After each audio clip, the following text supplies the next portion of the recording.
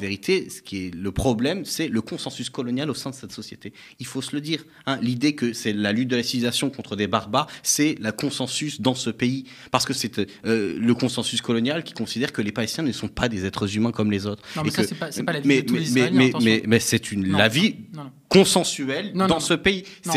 L'avis des Israéliens, c'est pas que les Palestiniens ne sont pas des êtres humains. En revanche, je dis que c'est un avis profond. Augmente, je dis que c'est un profond et majoritaire dans ce pays. Je le maintiens. Ça fait 25 ans qu'ils mettent à la tête de ce pays des gens qui organisent. On peut pas essentialiser comme ça un peuple. J'ai pas dit un peuple. J'ai dit c'est une majorité. Les dirigeants. Non, j'ai dit c'est une majorité parce que les gens votent. En Israël. Et les gens, ça fait 25 ans qu'ils mettent à la tête l'extrême droite israélienne qui organise le massacre régulier. J'ai pas dit un peuple, et arrêtez de me faire dire ce que j'ai pas dit. J'ai dit une majorité. Oui, il y a une majorité dans ce pays qui est d'accord sur un consensus colonial, à savoir de dire que les Palestiniens ne méritent pas d'être traités comme des humains, avoir des droits comme tout le monde. Ça fait 25 ans qu'ils mettent au pouvoir l'extrême droite israélienne, ça fait 25 ans qu'ils mettent au pouvoir des gens qui, tous les 4 ans, bombardent la bande de Gaza. Vous savez comment ils appelaient ça ? Ils appelaient ça tondre la pelouse. Tondre la pelouse, ok ? On rase et puis on attend. L'opposition à Netanyahou, M.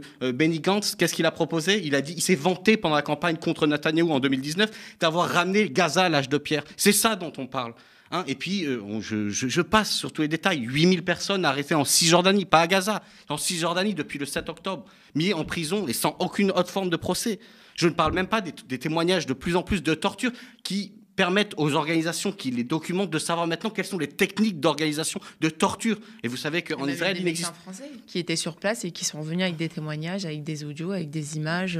Vous savez qu'il n'existe pas de loi en Israël pour empêcher la torture. Il y a une commission en 87 qui a effectivement montré qu'il y a eu la torture. La Cour suprême israélienne a dit qu'elle était contre, mais qu'elle pouvait comprendre dans certains cas si c'était pour sauver des vies ou pour pouvoir sauver l'intérêt de l'État israélien. Voilà, c'est ça dont on parle. Et